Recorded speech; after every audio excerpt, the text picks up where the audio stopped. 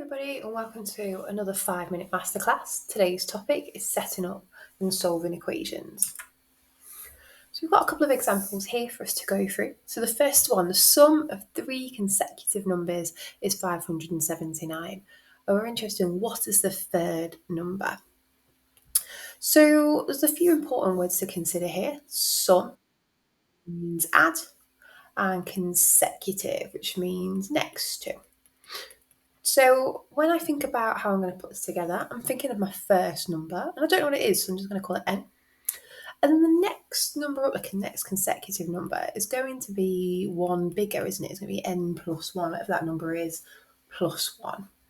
So therefore the third number is going to be n plus 2, because it's just plus 1 again. And if we add those three together, like it says, the sum, that equals 579. So we can make that equal that here, look, 579. And right now I have set up an equation. My next step then is to solve this. So the first thing I'm going to do is to collect like terms. So I've got an n, an n, and an n. So I've got 3n. I've got plus 1 and plus 2. So 3n plus 3 equals 579. Now I'm going to take away 3 from both sides. That means 3n is going to be 576. And then I'm going to divide that by 3. So 576 divided by 3. If it's a calculator paper, you can use your calculator. If you can't, then you just want to use Bush Shelter. You get 192.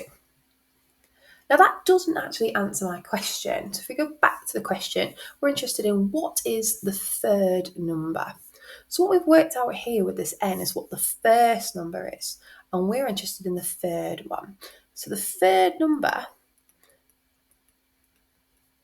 is that n plus 2, so 192 plus 2, which gives us 194.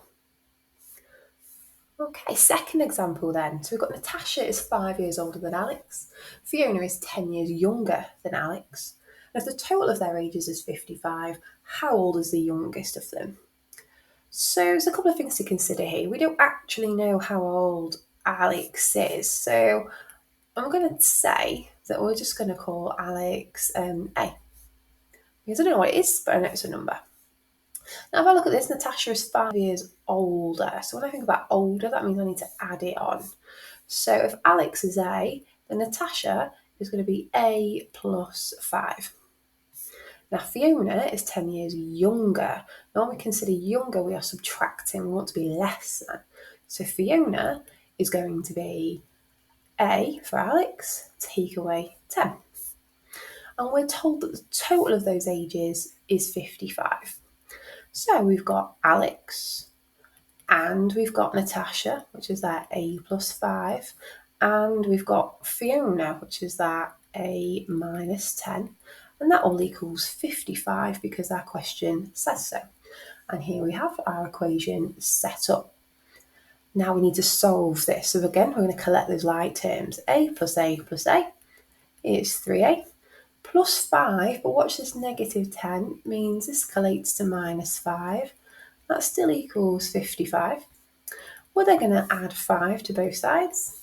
So that means that 3A equals 60. And then we're going to divide by 3 to tell me that A equals 20. Now go back to our question. We're interested in how old is the youngest of them. So we just need to go back through our ages. So we've worked out that A, Alex, is 20.